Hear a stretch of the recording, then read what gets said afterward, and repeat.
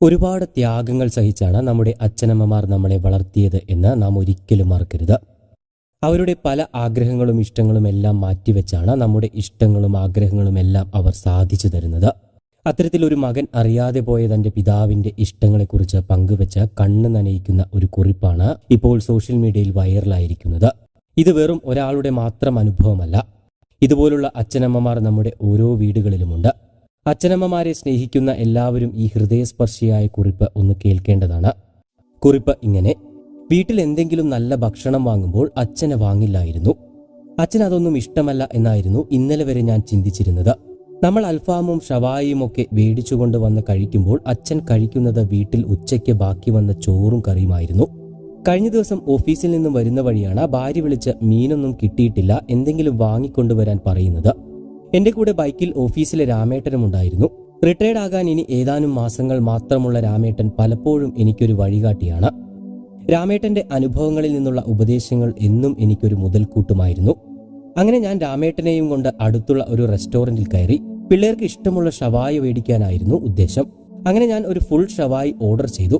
ഇത് കണ്ട രാമേട്ടൻ എന്നോട് ചോദിച്ചു, നിങ്ങളുടെ വീട്ടിൽ 5 പേരില്ലേ, അപ്പോൾ ഒരു പീസ് കൂടി വേണ്ടേ എന്ന്. അച്ഛൻ ഇതൊന്നും കഴിക്കില്ല രാമേട്ട, അച്ഛന് പഴഞ്ചോറും മീൻകറിയുമൊക്കെയാണ് ഇഷ്ടം, ഞാൻ തമാശ രൂപേണ അദ്ദേഹത്തോട് പറഞ്ഞു.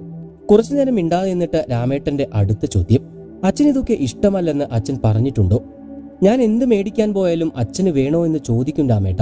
അച്ഛൻ എപ്പോഴും വേണ്ട എന്നേ പറയൂ, അല്ലാതെ മനഃപൂർവ്വം വേടിക്കാത്തതൊന്നുമല്ല. ഞാൻ ചിരിച്ചുകൊണ്ട് അദ്ദേഹത്തോട് മറുപടി പറഞ്ഞു: നീ അച്ഛന് വേണോ എന്ന് ചോദിക്കുകയല്ലാതെ എപ്പോഴെങ്കിലും വാ അച്ഛാ നമുക്ക് ഒന്നിച്ചിരുന്ന് കഴിക്കാമെന്ന് പറഞ്ഞിട്ടുണ്ടോ? രാമേട്ടന്റെ ആ ചോദ്യം എന്നെ ഉത്തരം മുട്ടിച്ചു കളഞ്ഞു. ശരിയാണ്, ഞാൻ ഇതുവരെയും അച്ഛനെ കഴിക്കാൻ വിളിച്ചിട്ടില്ല. എന്റെ മൗനം കണ്ട് രാമേട്ടൻ പറഞ്ഞു, നീ ഒരു പീസ് കൂടി പറ, എന്നിട്ട് വീട്ടിൽ പോയി ഇന്ന് അച്ഛനെ കൂടി കഴിക്കാൻ വിളിക്ക്. രാമേട്ടൻ പറഞ്ഞതുപോലെ ഒരു പീസ് കൂടി അധികം വാങ്ങി ഞാൻ വീട്ടിലേക്ക് പോയി. പതിവ് പോലെ അച്ഛൻ ടിവിയുടെ മുന്നിലാണ്. ഷവായി ആണെന്ന് അറിഞ്ഞതോടെ പ്ലേറ്റുമായി പിള്ളേരൊക്കെ ആദ്യമേ ഹാജരായി. ഞാൻ അച്ഛനെയും നമുക്കൊപ്പം ആഹാരം കഴിക്കാനായി വിളിച്ചു. എനിക്ക് വേണ്ട, ഞാൻ ചോറ് കഴിച്ചോളാം എന്നായിരുന്നു അച്ഛന്റെ മറുപടി. അച്ഛനും കൂടി മേടിച്ചു വച്ച, ഇല്ലേൽ പാഴായി പോകുമെന്ന് പറഞ്ഞപ്പോൾ അച്ഛൻ പതിയെ എണീറ്റ് വന്നു. മയോണൈസും കുബൂസും ഒക്കെ എങ്ങനെ കഴിക്കണമെന്നറിയാതെ പകച്ചു നിന്ന അച്ഛന് കുട്ടികളും ഭാര്യയും പറഞ്ഞു കൊടുക്കുന്നതും അച്ഛൻ ആകാംക്ഷയോടെ അവരെ കേൾക്കുന്നതും അവർ പറയുന്നതനുസരിച്ച് കഴിക്കുന്നതും നിറഞ്ഞ കണ്ണുകളോടെ ഞാൻ നോക്കി നിന്നു. ഒടുവിൽ കണ്ണുകൾ നിറഞ്ഞു കണ്ണുനീർ പുറത്തേക്ക് വരുമെന്ന അവസ്ഥ വന്നപ്പോൾ ഞാൻ ടേബിളിൽ നിന്നും എഴുന്നേറ്റ് വാഷ് ബേസിന്റെ അടുത്തേക്ക് പോയി.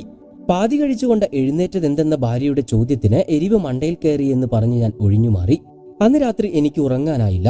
ഇത്രയും നാൾ അച്ഛനെ ആഹാരം കഴിക്കാൻ വിളിച്ചില്ലല്ലോ എന്ന കുറ്റബോധം എന്റെ മനസ്സിനെ വല്ലാതെ കുത്തി നോവിച്ചുകൊണ്ടിരുന്നു. ചെറുപ്പത്തിലെ ഹോട്ടലിൽ കയറുമ്പോൾ എനിക്ക് ബിരിയാണി മേടിച്ചു തന്നിട്ട് ഊണ് കഴിക്കുന്ന അച്ഛനെയായിരുന്നു ഞാൻ കണ്ടിട്ടുള്ളത്.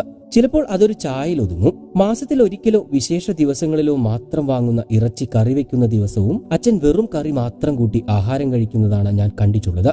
വീട്ടിൽ വാങ്ങുന്ന മീനും അച്ഛൻ കഴിക്കുന്നത് ഞാൻ കണ്ടിട്ടില്ല. അച്ഛന് മീനും ഇറച്ചിയും ഒന്നും ഇഷ്ടമല്ല എന്ന് അച്ഛൻ പറഞ്ഞ നുണ എന്റെ കുഞ്ഞു മനസ്സ് അന്ന് വിശ്വസിച്ചു. വെറും ഒരു ചുമട്ടുതൊഴിലാളിക്ക് കഷ്ടിച്ചു ജീവിക്കാനുള്ള ശമ്പളമേ കിട്ടുമായിരുന്നുള്ളൂ എന്ന് എനിക്ക് അറിയില്ലായിരുന്നു. ഒരുപക്ഷെ അമ്മ നേരത്തെ മരിച്ചില്ലായിരുന്നുവെങ്കിൽ അറിവ് വെക്കുന്ന പ്രായത്തിൽ ഇതൊക്കെ നമുക്ക് പറഞ്ഞു മനസ്സിലാക്കി തന്നേനെ. ഒരിക്കലും പൊറുക്കാനാവാത്ത തെറ്റാണ് ഞാൻ ചെയ്തത്. തന്റെ ജീവിതത്തിൽ ഇതുവരെയും നല്ല ഭക്ഷണം കഴിച്ചിട്ടില്ലാത്ത എല്ലാ മക്കൾക്കായി നീക്കിവെച്ച ആ മനുഷ്യന്റെ മുന്നിലിരുന്നാണ് ഞാൻ ഇത്രയും കാലം ആഹാരം കഴിച്ചത്.